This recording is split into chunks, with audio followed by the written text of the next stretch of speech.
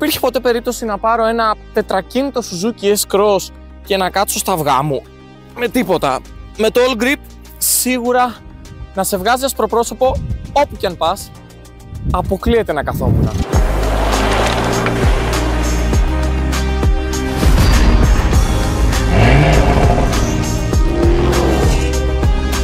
Η Suzuki φημίζεται για την χρήση της τετρακίνησης ακόμα και σε μικρά μοντέλα όπως το Swift.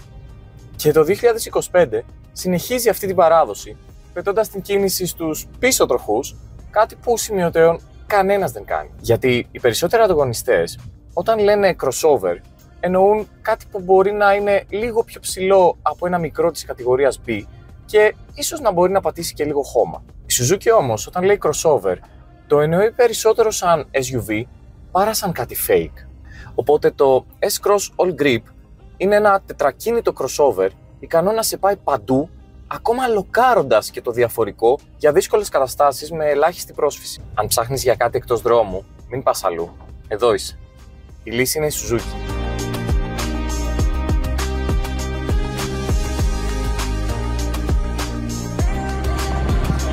Οπτικά είναι αρκετά ουδέτερο, κρύβοντας καλά την αθλητική φορεσιά του για να τρέχει στα βουνά και στα λαγκάδια, όμως δεν θα το έπαιρνες επειδή σε κέρδισε με την εξωτερική του εμφάνιση. Είναι αλλού οι χάρες του S-Cross και είμαι σίγουρος πως κάθε συνειδητοποιημένος πελάτης στη Suzuki το γνωρίζει αυτό. Μοιάζει πολύ μεγαλύτερο από ένα BSUV, δείχνει ογκώδες και ψηλό, ενώ συνεχίζει να σε εντυπωσιάζει με το πόσο άνετα κάθεσαι μέσα του.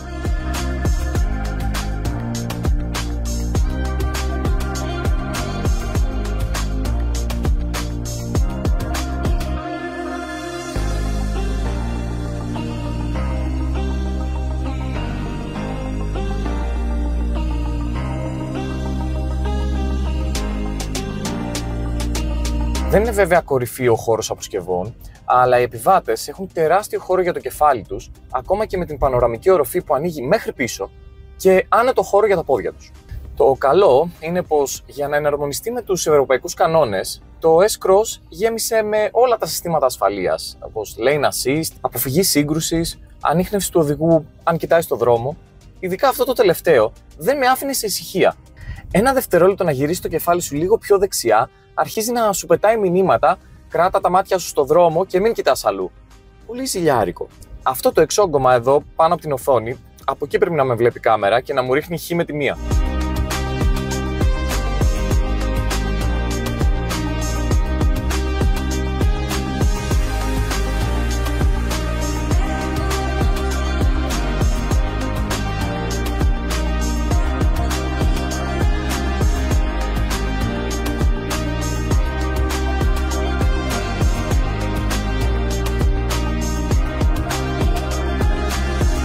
Το Swift κιόλας που είχα οδηγήσει, μου άρεσαν πάντα αυτά τα εύκολα πεντάλ. Και εδώ συμβαίνει το ίδιο. Αυτό, σε συνδυασμό με το πολύ ελαφρύ και με γρήγορη επαναφορά τιμόνι, κάνει την κίνηση στην πόλη πολύ εύκολη παρά το ότι είναι χειροκίνητο. Ναι, το παραδέχομαι, μου αρέσουν πολύ περισσότερο τα manual, αν και στο συγκεκριμένο δεν έχει κάποια φοβερή αίσθηση στις αλλαγές και κατά 99% από πρώτη σε Δευτέρα χτυπάω τον αγκώνα μου στο υποβραχιόνιο. Την κίνηση στην πόλη έρχεται να βοηθήσει και ο ηλεκτροκινητήρας, καθώς το S-Cross είναι υβριδικό και μαζί με τον Booster Jet βγάζουν 129 ύπους και 235 νewtonmeter μέγιστης ροπής. Δεν μπορεί να λειτουργήσει μόνο με ρεύμα, όμως καταφέρει να κρατά σχετικά χαμηλά για τετρακίνητο την κατανάλωση, την ώρα που είναι πολύ ελαστικό χωρίς να σε αφήνει ποτέ από δύναμη, είτε χαμηλά είτε στις πιο ψηλές στροφές. Όταν λέω χαμηλή κατανάλωση, εννοώ με normal ρυθμούς κοντά στα 7 λίτρα στα 100. Με λίγη παραπάνω πίεση φτάνει στα 7,5. Δεν είναι ιδανικό, αλλά μην ξεχνάμε τον άσο στο μανίκι του S-Cross όταν θα κινηθείς εκτός δρόμου. Με το All Grip δεν σημαίνει ότι δίνει συνεχώς την κίνηση στους 4 τροχούς. Όταν χρειαστεί, θα στείλει άμεσα τη ροπή πίσω και δεν θα καταλάβεις ότι έχασε καθόλου στην εκκίνηση. Το τιμόνι έχει πολύ μεγάλη διαδρομή από άκρη σ' άκρη, κάτι που το κάνει να είναι πολύ ευκίνητο στην πόλη, στο παρκάρισμα ή σε αναστροφές, όμως δεν του δίνει την σωστή αίσθηση για να είναι ακριβές στις στροφές. Αυτό που έχεις βέβαια σαν μια ωραία αίσθηση όταν οδηγείς, είναι ότι κάθεσαι ψηλά και το νιώθεις σαν ένα μεγάλο SUV μπροστά σου. Από πλευράς άνεσης, νομίζω έχω να πω δύο πράγματα που στη δικιά μου αντίληψη φαίνονται αντίθετα μεταξύ τους. Πρώτα απ' όλα είναι σταθερό. Μαλακό σε γενικές γραμμές, ακόμα και στον αυτοκινητόδρομο, και όταν πέσει σε μια λακκούβα, τη διαχειρίζεται πολύ καλά. Απ' την άλλη, σε χαμηλές ταχύτητες και συνεχόμενες κακοτεχνίες του δρόμου, έχουν τέτοια ελληνικοί δρόμοι? Δεν νομίζω. Τέλος πάντων. Έλεγα λοιπόν ότι σε απανωτές λακκούβες θα το καταλάβεις πολύ πιο έντονα, λες και είναι ένα διαφορετικό αυτοκίνητο με πριν που ήταν στον ανοιχτό δρόμο. Θα ξεκολλήσει με τη μία από το έδαφος και η απόκριση του γκαζιού, όπως σε κάθε Suzuki, λες και είναι με ντίζα, θα σου δώσει το ελεύθερο να κάνεις με οποιονδήποτε τρόπο την αλλαγή από πρώτη σε Δευτέρα. Έτσι, φτάνει μέχρι τα 100 σε λίγο πάνω από 10 δευτερόλεπτα και συνεχίζει αρκετά καλά, ακόμα και με Τετάρτη στο κυβότιο, πάνω από τα 140. Είναι πάρα πολύ γραμμικό. Λες και είναι ατμόσφαιρα, ενώ είναι turbo. Και σε αυτό έχει παίξει το ρόλο του ο ηλεκτροκινητήρας που του δίνει τα extra 53 Nm ροπής.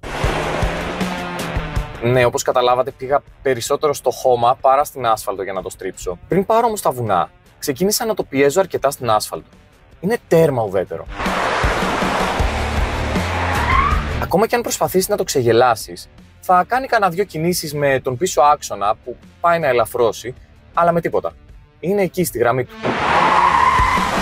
Με περισσότερη φόρα μέσα στη στροφή και με άτσαλες διορθώσεις στο τιμόνι, το αναγκάζεις να δώσει λίγο πιο γρήγορα την κίνηση στους πίσω τροχούς που πάνε να γλιστρήσουν ή με φρένο να μπει το traction control χωρίς να το καταλάβεις και να διορθώσει την πορεία σου. Αν τώρα θες να πας για αναγνωρίσεις ειδικών διαδρομών του Rally Ακρόπολης, τότε το S-Cross είναι το κατάλληλο εργαλείο για να το κάνεις. Μπορείς να πας χαλαρά να απολαύσεις τη βόλτα σου, χωρίς να αγχωθείς αν θα βρει κάπου ή αν θα κολλήσει σε λάσπες ή χώμα. Οι τροχοί απέχουν πολύ από το θόλο και ακόμα και αν πας σε δρόμο που για την ακρίβεια δεν είναι δρόμος, δεν θα βρει ούτε τον μπροστινό προστατευτικό του προφυλακτήρα κάτω χαμηλά. Αν θες να πας γρήγορα στο χώμα, εκεί είναι το ωραίο. Το S-Cross είναι απίστευτα καλό και διασκεδαστικό. Μπορεί να μην είναι tail happy και να προτιμά να στρίψει με τα 4 όταν είναι στο χώμα, αλλά αυτό είναι ένας ξεχωριστός τρόπος να σε κάνει να χαμογελάς και να περνάς τέλεια μαζί του. Αν θες να το δεις υπογωνία στην έξοδο, τότε κλειδώνεις στιγμιαία τους πίσω τροχούς με χειρόφρενο και με τέρμα γκάζι μπορείς να το βάλεις στη γραμμή που θες την ώρα που ψάχνει να βρει πρόσφυση σε κάθε πετραδάκι που πετάει προς τα πίσω.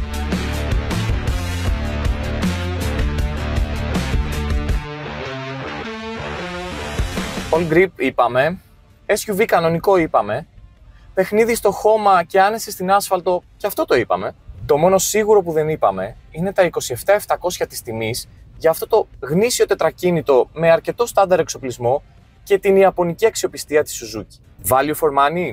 Όχι μόνο. Μια αυθεντική SUV πρόταση και όχι κάποιο δίθεν crossover.